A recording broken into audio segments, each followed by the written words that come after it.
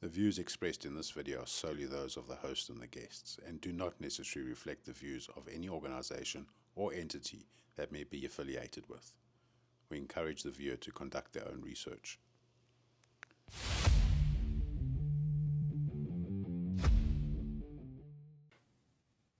Hi there, and welcome to another episode of The Pack Breakers, a show dedicated to tobacco harm reduction and the people of tobacco harm reduction. If you just did a quick Google search on this gentleman's name, you'll quickly find out that this is probably one of the world's leading experts around tobacco harm reduction with regards to regulations, policies, and even sometimes comments on the science. I've learned a lot from watching and listening and even reading some of the stuff that Clive Bates has shared with regards to this entire segment of public health. And I'm very privileged today to have him as a guest. Clive Bates has had a long career in dealing with the harms of tobacco smoke, and that goes way back to his time at Action Against Smoking and Health in the UK. So I'm going to start the interview asking Clive, what is tobacco harm reduction? And the idea is simply that most of the harm done by cigarette smoking is caused by the smoke itself. It's not caused by the nicotine. So if people can take nicotine in a way that doesn't involve smoke, they can greatly reduce their risk. And we now have broadly 4 categories of products that can do that. So that would be vaping products, nicotine pouches, smokeless tobacco, and heated tobacco products. And any and all of them will have much, much lower risk to the user than any form of smoking because no one is inhaling smoke. In addition, the broader concept of harm reduction also takes into account harms done by policies. So things like prohibition, taxes, restrictions, and so on that impinge on people. So a tax costs you money. Eats into the household budget. So if you can find a way of avoiding that by switching to a lower risk product, then that's good more broadly than just for your health. So there's both a health and welfare aspect to tobacco harm reduction. But Clive, we're getting so much kickback around this approach to reducing the harms of smoke, or cigarettes, tobacco cigarettes. Why do you think this is actually occurring? There's enormous amount of kickback from a host of health authorities, politicians, even the media around this approach to dealing with a very, very pervasive, stubborn problem the world has been facing. Look, I think you're asking the biggest question here, because on the face of it, we have now a technology solution that solves the problem of smoking that we've all been working on for 60 years or more. Yet there has been tremendous opposition to it. And I can think of at least 2 main reasons why. First of all, I call it sort of institutional inertia.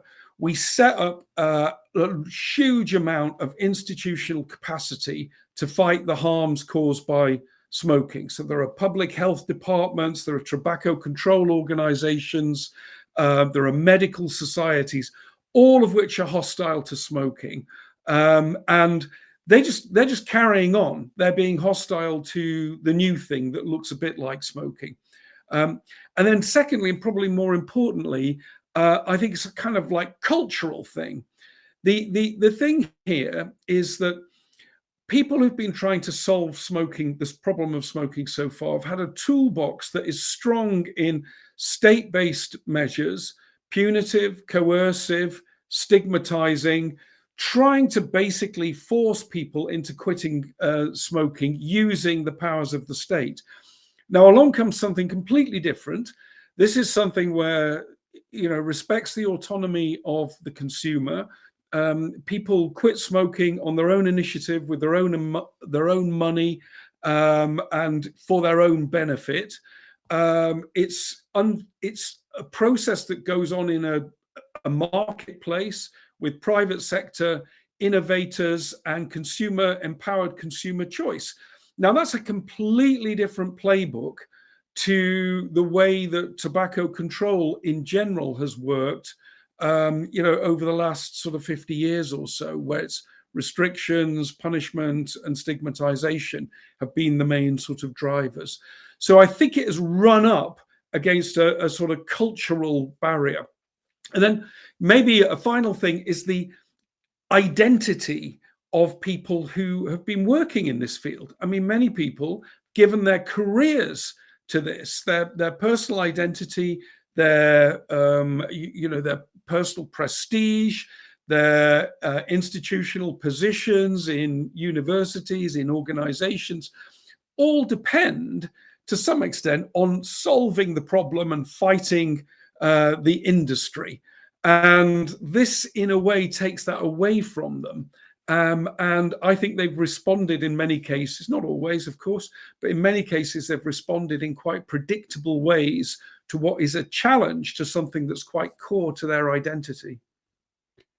And I think what doesn't help is that it's now perceived that the traditional enemy is also now part of that solution, which is a massive mistrust around that. So the involvement of tobacco companies in these spaces has now also created some complexity to these discussions. Yeah, I agree with that. I mean, the tobacco companies bring with them a sort of reverse Midas touch, and bring their reputational baggage into the picture.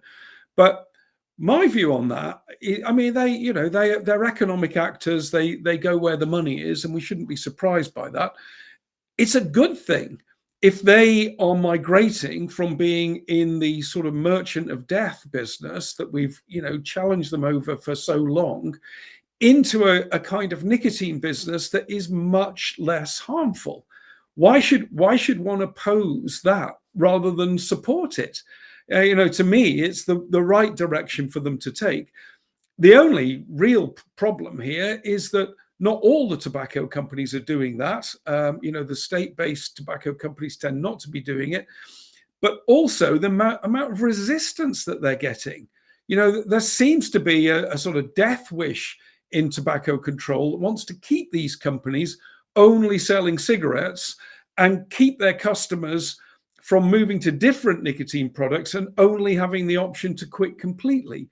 Now, that is a strategy that's born to lose. I think it will keep the cigarette market going longer, and it will keep smoking going longer, and it will add to the total burden of disease and premature death. Well, we should have started off with that question, is that in your view and what you have seen over the years in working in the space, is it definitive or almost, not even a question anymore? These new alternatives, if we refer to vaping, nicotine pouches, heat not burn, Swedish snus, are these products as safe as or safer than the traditional consumption or products that people use to consume nicotine, cigarettes, pipes, hookers? Are they safer? Well, they are. The language I would use would be the kind of language you would use in law. So I would say, beyond reasonable doubt, they are far safer than smoking products because of the fundamentals of the chemistry, the physics, and biology involved. They do not expose the user to anything like as much toxicants and carcinogens as smoking does. So the language is that, in my view, they are likely to pose a small fraction of the risk of smoking. Now, people say, well, you don't know, you don't have the long-term effects, and you don't know this, you don't know that. And it's true. We don't have the benefit of time travel. We cannot go forward 50 years into the future and retrospectively monitor people that have only used these products and no other for 50 years and see what happens to them. Okay, but that's a common problem in life. We often deal and we often make policy decisions based on unknowns. We don't know everything. We don't know everything about how the climate is going to change, for example. But based on what we know now, we are willing to take action on it. And we have to do that with tobacco and nicotine products.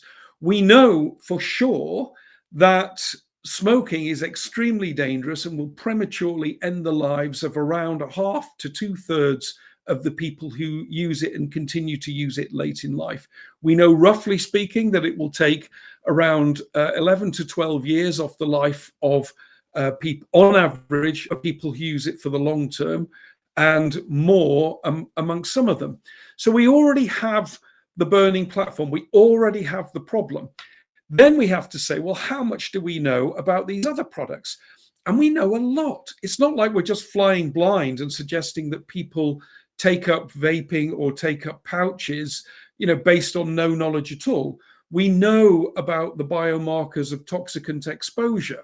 We know that the emissions are much, much lower in terms of toxicity.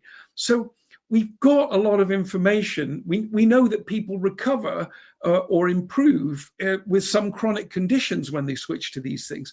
So if you assemble the full pattern of evidence and you don't demand absolutely incontrovertible truth, which will only be available in 50 years' time after a great deal of epidemiology, we can be sure beyond reasonable doubt that these products are much less harmful. And there is no doubt in my mind about that. And any reasonable policymaker should proceed on the basis that these products are much less harmful than smoking, and take that into account, and that there will be health benefits that follow from it. But then, of course, there's a reverse, or there's another argument saying that is if we go down this path and we use this kind of language, we could see a renormalization, and we could see an uptake of these products amongst the very people that we protest to protect the youth. So if we, they've worked so hard to make smoking almost a taboo, but now we've introduced another set of range of products that appear to be attracting the youth and attracting nicotine naive individuals out there. So we're just renormalizing it, and we're just going to create another issue. What is your comments around that? Yeah, I mean, this is at the heart of the sort of challenging issues here.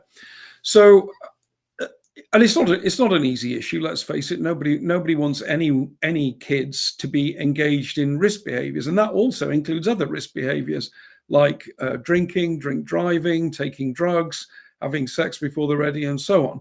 So there is in society the concept of risk behaviors already, and we generally are uncomfortable with kids doing these things and try to stop them. But let's just think about the young people taking up vaping. The way I think about it is that they fall into two broad categories. The first category is those young people who, in the absence of vaping, would have taken up smoking. Okay. Now, for them, the vaping is highly beneficial. They are diverted away from a much, much more harmful habit, and it will probably save their lives in the long term. The other category is young people who would never have used nicotine or smoked in the first place. Now, for them, this is a net additional harm. But the things to say, it's not that harmful. It's not something we would welcome or endorse, of course, but it's not that harmful compared to cigarettes, not that harmful compared to other risk behaviors, because the people doing it wouldn't have been smokers by definition in a world without vapes. They're probably not going to be those people who are inclined to be dependent. They're probably going to be light and experimental users, and probably transient users. Now, I know that's no comfort to a parent whose kids start vaping, but as public health experts and professionals, that's the way we have to think. We have to think not just about adult smoking cessation, but we have to think about the benefit to young people who would otherwise smoke, and we have to get into proportion the risk to kids who take up nicotine who would never have used it. It's a much more benign habit when it's decoupled from smoking. It starts to be closer to closer in risk to the concept of moderate alcohol consumption, caffeine consumption, that kind of thing. Not saying it's equivalent, but that's the way we need to think of it over the long term. There's probably nothing we can do about it. These things exist in the world. They've been created and invented. We can try to stop them to some extent, but we try too hard, we'll just end up with an illicit market. And that's where we need to turn to Australia for insights. They have tried to make they have tried to make this the tightest possible restrictions you can imagine in Australia, short of banning it completely. And they now have, 90+% of the market is illicit. So the vaping products are available, but just not in lawful regulated form. So I don't think it's something you can stop, but it's not something you should try and also obstruct if it gets in the way of adults using these products. Because I mean, and also if we look at, these fears were, brought to the fore in 2016, 2017, where they expressed that any child or any youth that started vaping would automatically, or at least a large percentage of them, would then move into traditional cigarettes, a gateway effect. And I've heard you explain the common liability factor around this. But added on top of that, now that we've got some time, almost 10 years since that argument was brought to the fore, is that we're not seeing that gateway effect appearing in, for example, the CDC's National Youth Tobacco Survey. And we also seen a decline in smoking in youth around New Zealand. And those are the two countries that I follow quite keenly. But we're not seeing this. So why do we keep going back to that original fear if it's not being shown in the data? Well, there is no data to show that there's a gateway effect, and you're right. There are two possible explanations for some of the data that we see. Okay, the first is that you take up vaping, and that somehow increases the likelihood that you will take up smoking. Okay, that's not been found. The second, which you call the common liability theory or shared risk factors or confounding, is that the underlying psychosocial drivers of nicotine use are the same for vapers and for smokers. In other words, it's things to do with you, your genetics, your family circumstances, your mental health, your community. These are the things, your peer group. These are the things that incline young people to use nicotine, and they incline them both to use it in vaping and smoking. So you tend to see people who vape would also be smokers, people who smoke would also be vapers. Now that actually, if that is the right explanation, that's a good thing, because what it means is that vaping is capable of displacing smoking amongst young people who have a high propensity to smoke. And therefore, it's the opposite of the gateway effect. It makes it more likely that people who would previously have smoked will take up vaping and, never smoke, or, smoke less, or will move to vaping later in life, in which case they would avoid nearly all of the risks associated with smoking. So which of those two explanations is right matters crucially. And all the evidence now suggests that the common liability or shared risk factor explanation is by far the most persuasive in interpreting the data for the reasons that you gave, Kurt, which is that, we've seen in places where there's been rapid uptake of vaping amongst young people, we've also seen rapid declines in smoking, which is what you would expect if the products function as substitutes, which they do. So now let's break into the mess that South Africa finds themselves. You've been involved, somewhat in discussions around South Africa. You've attended meetings. You've submitted submissions to the process, and you do. I hope to think that you do follow it somehow from the UK as to what's happening here. What is your view of what's happening in South Africa, the way you see it currently? The situation in South Africa is internationally significant. I mean, it's important for South Africans, of course, but it's also more than that. South Africa often takes a leadership voice on international affairs. It's a powerful and persuasive African country. And there is an attempt in South Africa to establish what looks to me like model regulation intended for use in low and middle income countries, which looks to me like it's been drafted in the United States. It's the idea that um, some people have of what good regulation should be like. And I actually don't think it's good regulation. It's really bad. It's way too stringent. It takes no account of the realities of the South African tobacco and vaping market.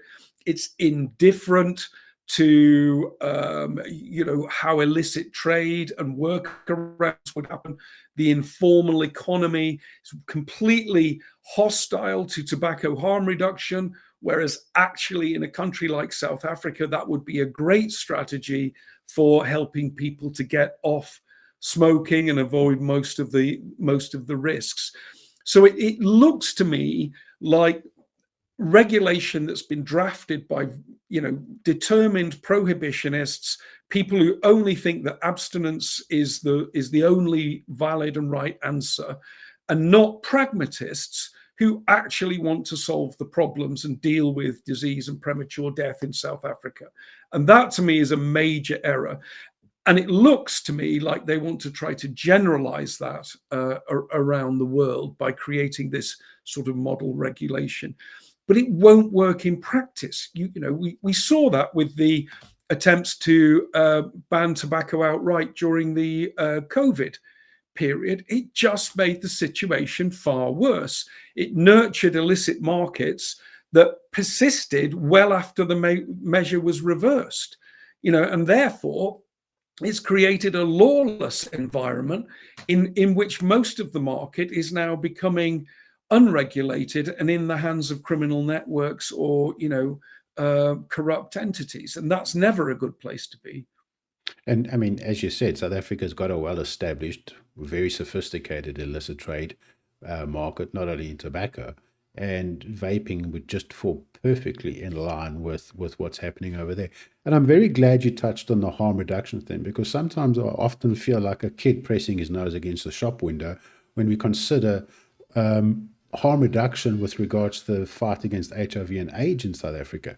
At one stage there was this denialism and there was this objection against pharmaceuticals and being pragmatic with free condoms and free prophylactis ARVs and so forth and so on. And now we've got almost the same situation with tobacco, but we have forgotten all of that learnings, and particularly around our society, from HIV and AIDS. And it's becoming so frustrating to say, but guys, we understand how this works in South Africa. Why aren't we using those lessons in dealing with tobacco in South Africa? It's just, I pull my hair out.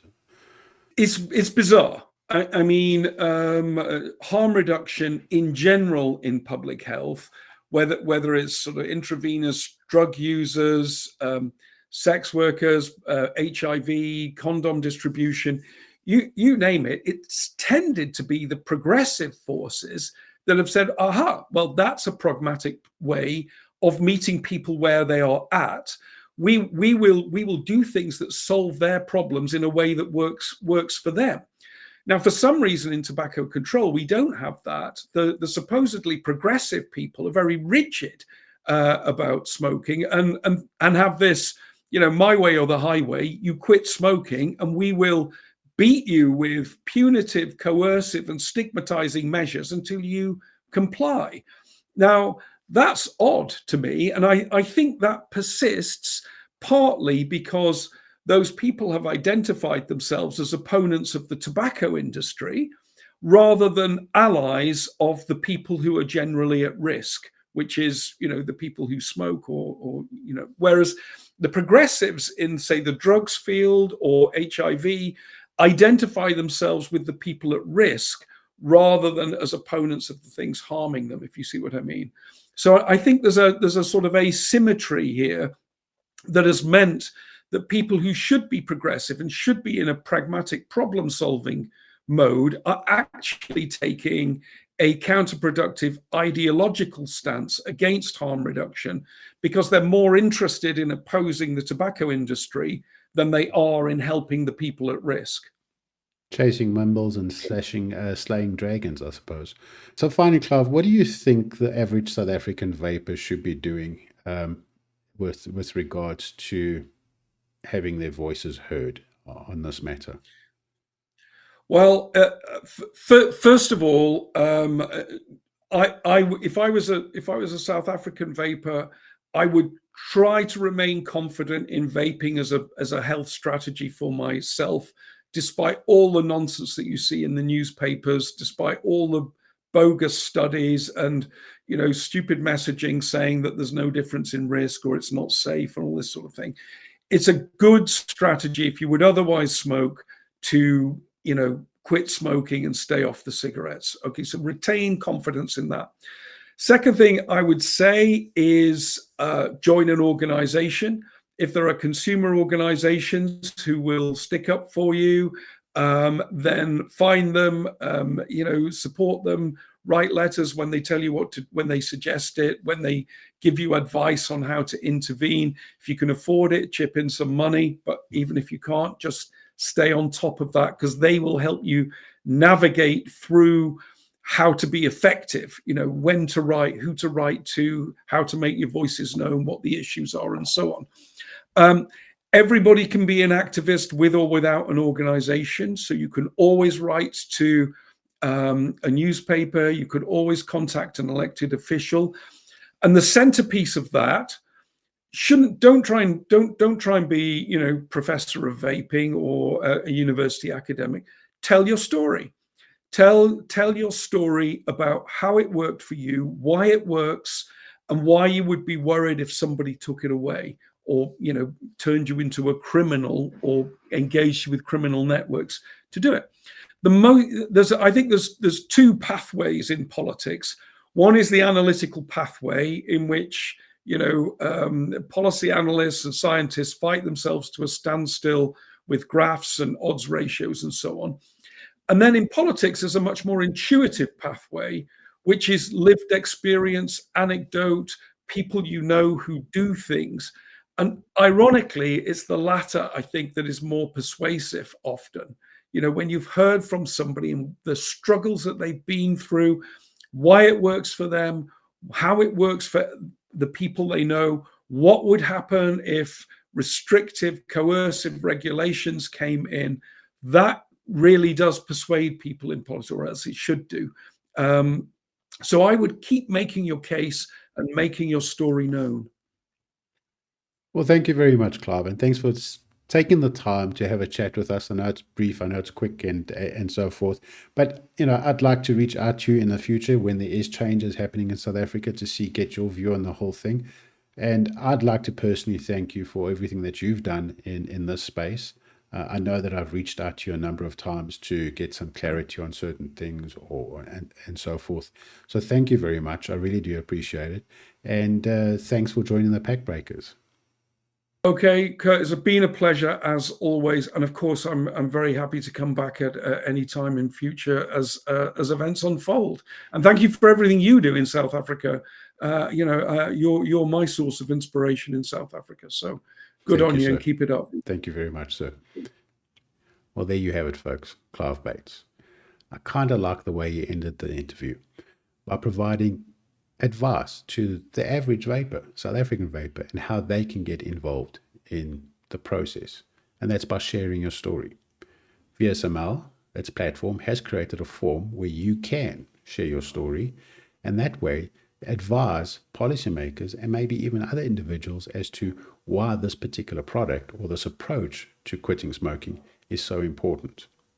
So I'm going to include a link over here. So take the opportunity and share your testimonial.